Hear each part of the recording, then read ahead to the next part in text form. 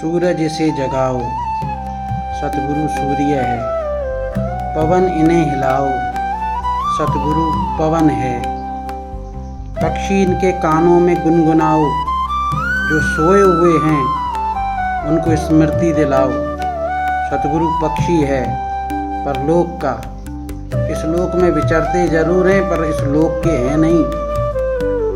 कहीं दूर उनका घर है जिसकी उनको स्मृति आ गई है, और जो विस्मरण में पड़े हैं उनके कानों में गीत गाते उनको याद दिलाते हैं, सुरती दिलाते हैं उनको अपने असली घर की।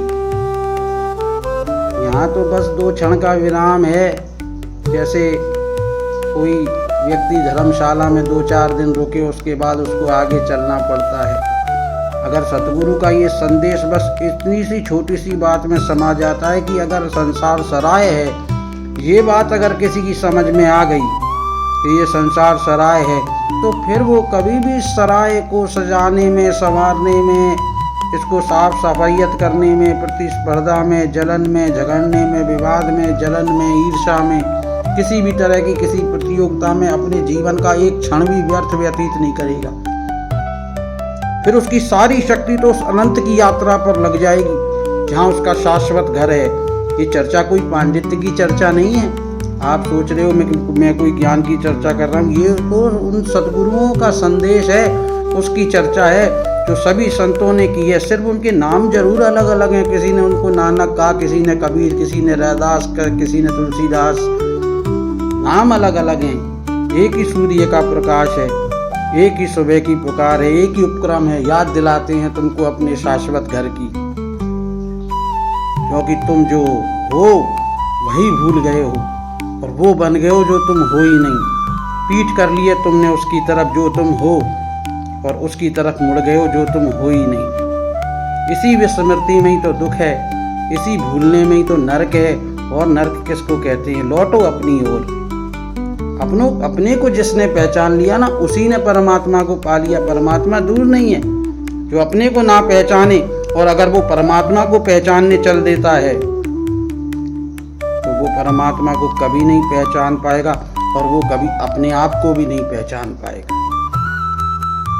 का खा गा से शुरू करना पड़ेगा, और वो का खा गा हम आप ही हैं और कोई नहीं है। तुम्हारे भीतर जलना चाहिए दिया, तुम्हें ही बनना होगा दिया, तुम्हें ही बनना होगा बाती, तुम्हें ही बनना होगा तेल। हाँ, रोशनी जरूर ऊपर से उतरेगी, उसकी कृपा की, उसकी करुणा की, उसकी दया की।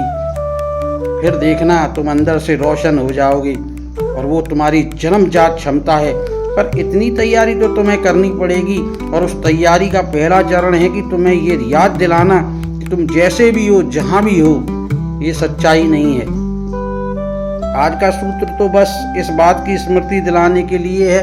हाँ, मैं मानता हूँ चुभेंगे आपको ये मेरी बातें तीर की तरह आपके दिल में, क्योंकि पीड़ा होगी ये बात जानकर कि हम इस संसार में व्यर्थ जी रहे हैं, जिसका कोई अर्थ नहीं है। एक दिन जब चले ही जाना है तो फिर इतनी दौड़ भाग, इतनी माथा फोड़ी, ये सब व्यर्थ ही तो है और क्या है।